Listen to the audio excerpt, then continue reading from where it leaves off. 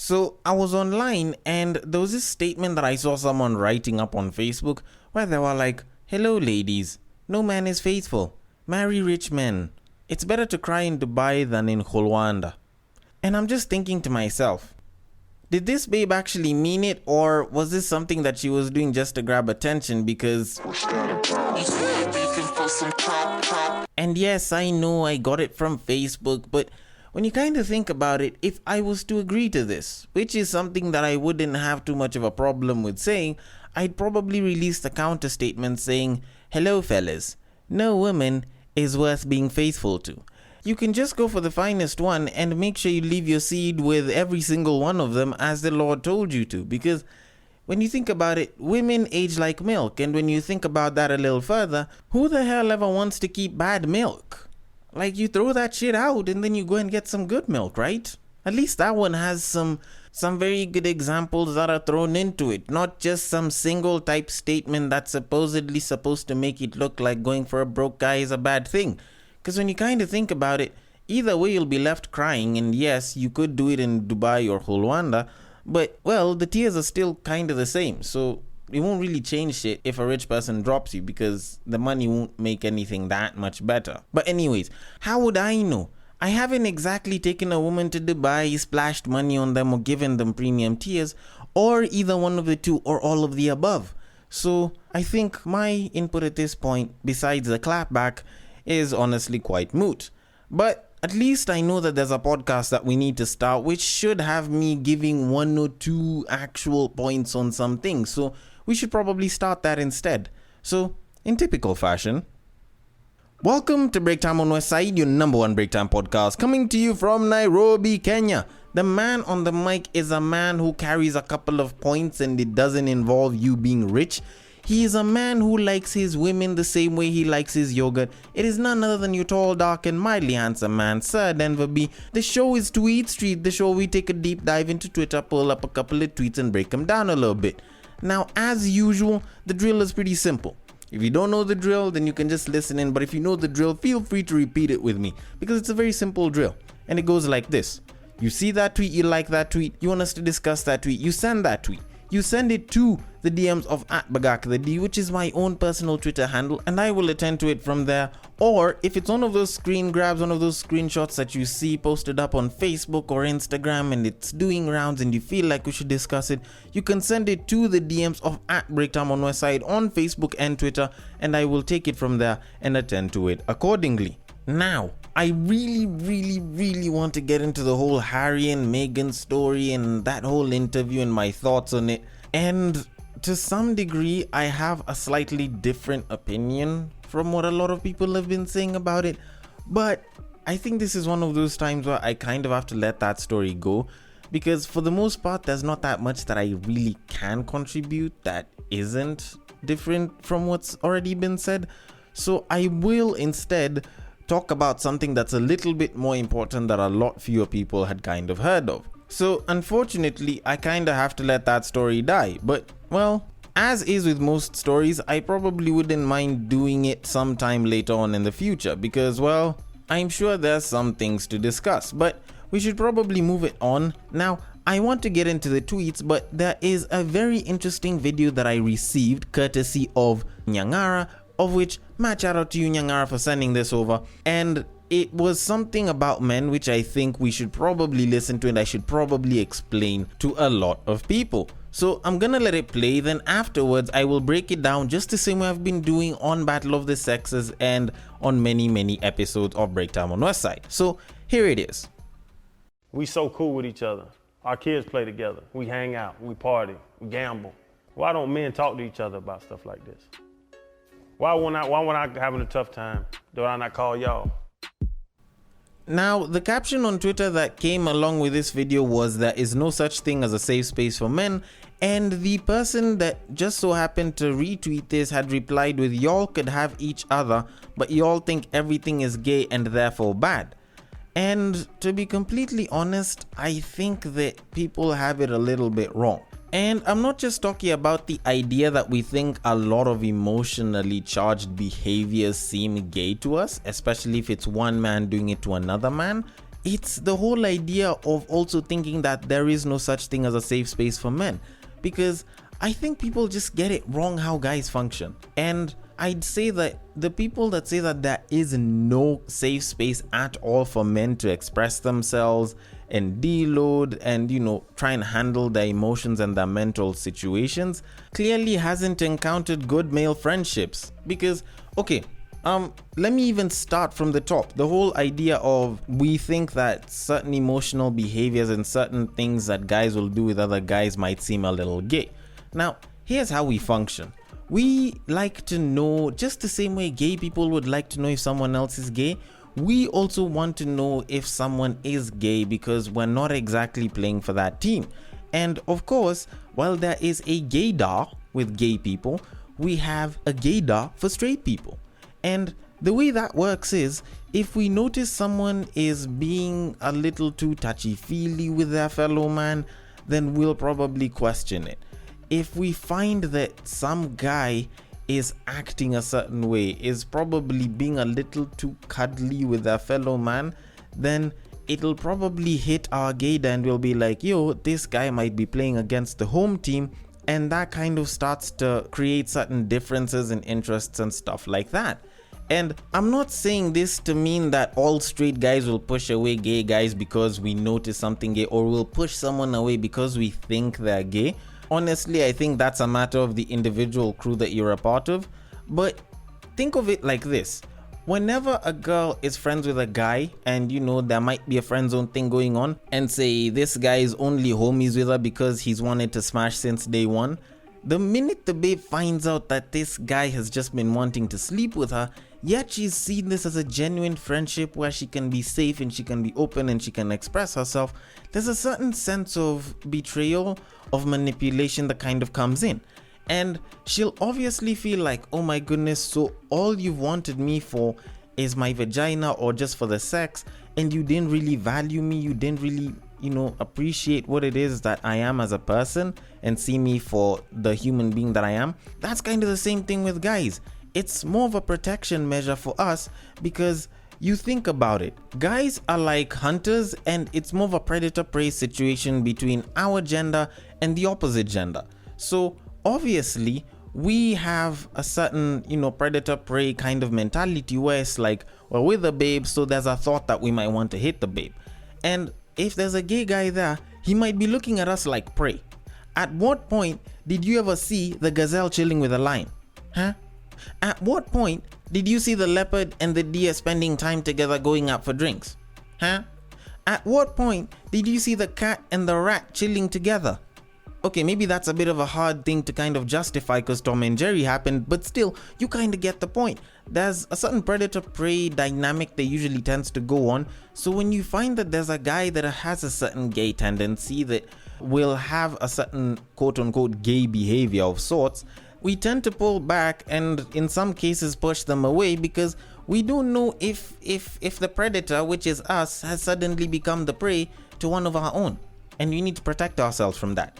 And well, we also don't like hearing about guys having sex with other guys and guys making out with other guys. Just saying. But that's kind of how it is that I'd explain that. And to kind of top off the other safe space situation, there is a safe space for guys. Like, guys actually have safe spaces where they can talk.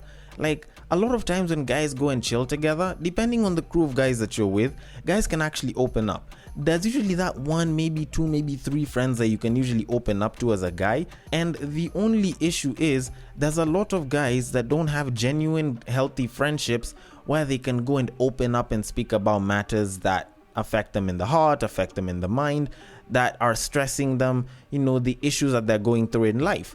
And the issue with that is they end up setting a bad example, because they will end up projecting whatever issues they have onto the general public, and then it makes it look as though guys don't actually open up and actually go out and try and talk things out. Yet we actually do.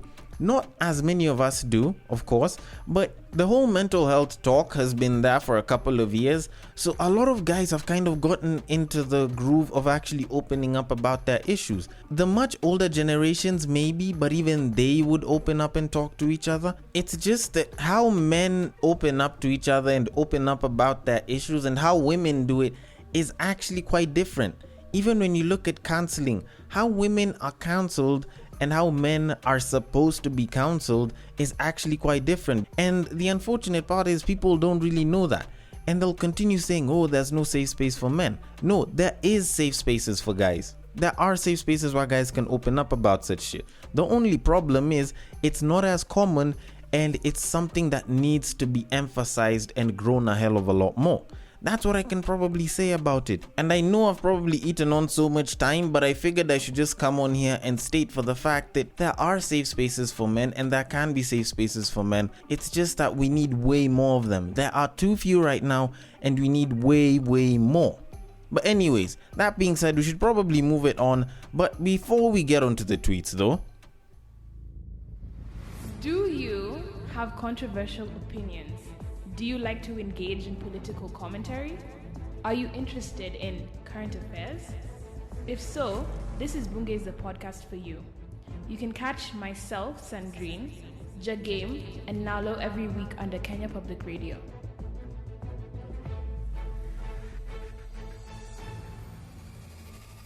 So, on to the first tweet. When dealing with men, you have to be disappointed in advance. You'll find out why later. I probably want to agree with this because there is quite a bit of sense in it. And I will admit that yes, you have to learn to be disappointed in advance because Alejandro isn't going to be Alejandro every single day of the week after you've nabbed him as a boyfriend or a husband. Because think about it like this. It's not like when the politician goes and campaigns and throws money around and makes sure he makes people's lives seem a hell of a lot better and he greets people on the street. It doesn't exactly mean that that's what he'll be doing every single day after he's gotten into the office. And sure enough, once the politician gets into the office, he's probably gonna not be as vocal and as social as he was during the campaign. Hell, he probably won't even give you any money. If it's in Kenya, he might end up chewing up a lot of the government money that's supposed to help the people, but that's a story for another day and another podcast that discusses such matters. And the thing is, it's all about the fact that you are doing your best to make sure you show the best sides of you so that people will want you. And that's the same exact thing that guys do from time to time. It's not that it's a bad thing, it's just what it is. And you kind of think about it, it's not like it's an entirely bad thing. Because when you kind of think about it, after that, now you can see him in sweatpants and you can get to see that print that you've been looking forward to seeing. You can get to see him in his proper homebodiness. He can show you how untidy the house is so that you can show your caring skills as a woman and go and clean up the entire house. And if he's pretty good at lasting in bed, then you can finally find out that he lasts 1 minute. And that in itself kind of reminds you that the world is not just sunshine and rainbows. And if anything, it kind of does show you the stuff that guys go through, because we kind of prepared ourselves for disappointment very early on in our lives. Because at this day and age, we know very well the shorty that we're hitting on, the shorty that we're probably taking out on a date, is probably looking good for the date or for the time that they're out of the house. Because once they start dating you, it's not like they'll magically start being more hygienic and good in the house. A lot of them probably can't perform that well in the bedroom either. And you'll finally realize once the infatuation has worn off that most of what she does is just lie on the bed and expect you to do all the work. Or she hops on top and she complains that her kneecaps are overheating. And also, we kind of got used to the idea of makeup and weaves and wigs and how disappointing they can be, because you're hitting it from the back. You want to pull that hair so that you can show how rough you are, and then you end up pulling her wig off. Or, you probably went to bed and, you felt like, you went to bed with Flipper the dolphin, but you're waking up with Godzilla. So you're kind of constantly being disappointed as a guy because a lot of what you had seen when you approached this babe, when you really wanted this babe, was mostly for show. So I think the ladies should probably also start picking up cues from this. Start realizing that when people usually show the best sides of themselves, there's a lot of sides that they usually have that they're not going to actively show you. So always be ready for those and always be ready for disappointments. But that being said, we should probably move it on. So on to the next tweet. Your girl's supposed to be your princess, your homie, and your biggest flex. I actually kind of disagree with this. I have a very big issue with this tweet. And I have a very big issue with the idea that your girlfriend is supposed to be your princess, your homie, and your flex. Even though she's not the biggest one, even as a flex, I think that's not exactly something good. Because you kind of think about it. You could make her your princess. You know, it's a lot better than being a queen, because being a queen would actually mean that she'd have duties, she'd have administrative command over shit. And I don't think we want a lot of our ladies to get that much administrative command over a lot of things, lest she gets pissed off and she suddenly rams your car into a wall. Just saying.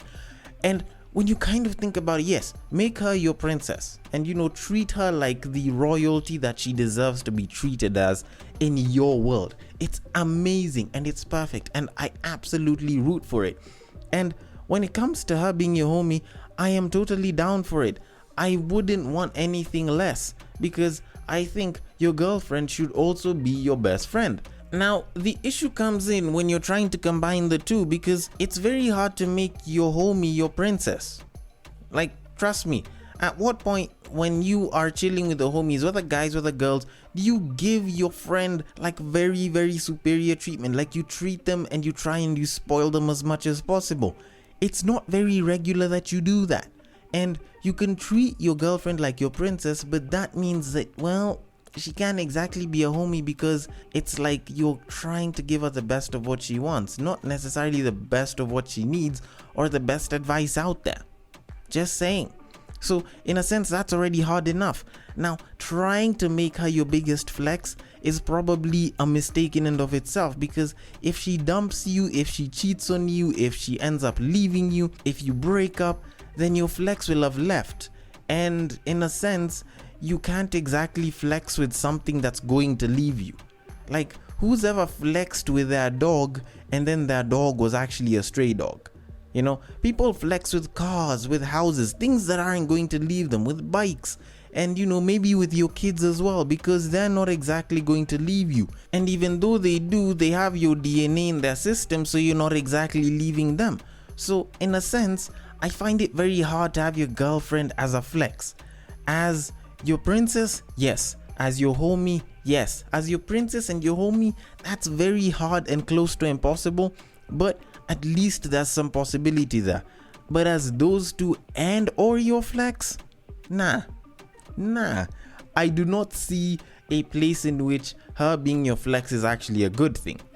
But then again, this is the internet and people will always try to peddle such shit to you. So we should probably move it on to our final tweet of today. So on to the last tweet. How the fuck is everyone looking for the same shit in a relationship but we're all single? This is a very interesting question. Actually, this is the kind of question that would probably tickle the mind of a podcaster that happens to deal in relationships like me. Because to some degree, it's almost like a paradox. It's almost quite ironic that there's single people that want relationships, but it's like they're not getting them. And then when they're suddenly trying to be happy, it's like that's when relationships are knocking on their door. But much as that's like another side of that argument, let me deal with the main side of it that was tweeted out. Because I think that there's more or less like two main reasons why such a thing isn't happening. And the first one is people want the pros, the benefits that come with a relationship, but don't want the cons or don't want to put the work into making it happen. And the second reason is people want to be in relationships, but they're not putting the work out so that they can get into the relationships. And let me break them down one by one. So on to the first one. you kind of look at how people really want to be in a relationship. You'll be on the internet and you'll see it on Twitter, on Instagram, hell, maybe even on Facebook if you still use it. Some babe somewhere or some women somewhere busy saying, God, when, God, whatever it is that you're doing for so and so, I want the same thing. Whatever it is that they pray for, I want the same thing. And you kind of look at it, yes, the benefits of being in a relationship are great. There's someone that cares for you, that will probably protect you, that will ride or die for you, that wants to be with you and is actively trying to support you and wants you to grow. Like, trust me, all of that is amazing. It's like being a baby again. And when you kind of think about it, it's an amazing thing to feel and it's an amazing thing to have. But when people look at the idea of having the trust to be in a relationship and be faithful, actually even the idea of being faithful, being loyal, choosing to lean on your partner, being vulnerable, as well as, the other things like handling your bill, making sure you're the last person to nut when you're in the bedroom. Some of those things, I don't think there's a lot of people that are ready to get into such. There's not that many people that are willing to take the cons that come with that so that they can get that relationship. And that's the unfortunate side for some of them. And you'll find that quite a number of those people will say that they want to be in a relationship, but will very well stick to being single or go for a friends with benefits. And they'll probably friend zone one or two people here and there. Then you look at the second group of people. Those are the people that I kind of feel sorry for because they actually want to get into those relationships. They want to actually get those babes and they want to get those guys and they really wish that they could get into the relationship because they're ready for it. They're really willing to become a good partner and put in all the work and probably even use some of the things that I say on this podcast to actually improve the relationship. But they have one big issue. They have not put themselves out there. They have not taken themselves on those situations, those events that would allow them to meet more people. They haven't been sliding into DMs. Hell, they haven't emailed somebody from work using their personal email trying to get a date from them. Not that I'm saying that you should, but just sounded interesting enough for me to throw in there. And the issue with such people isn't the fact that they don't want it. It's the fact that they haven't put themselves out there to actually get it. And I do tend to feel sorry for them as opposed to the first group of people, because the first group of people, it's a matter of mindset. These other ones, it's a matter of being openly social, and some of them might just not get to do it. So they kind of have to stick in the forever alone category or wait to be found like a unicorn somewhere, which, well, doesn't exactly apply to everyone. But anyways, I could be wrong. I could be generalizing this quite a bit. So I want to know your thoughts on this. The DMs are open. On Twitter, it is at Bagaka the D. The B and the D are capital. On Facebook and Instagram, it is at Breaktime on Westside. So you can slide into those DMs as well. Make sure you leave your thoughts and comments there and I will attend to them accordingly. Thank you so much for listening all the way till the end. And if you are listening on Castbox, feel free to drop your comments there and I will attend to them as well. And I will catch you guys on the next break. Take care.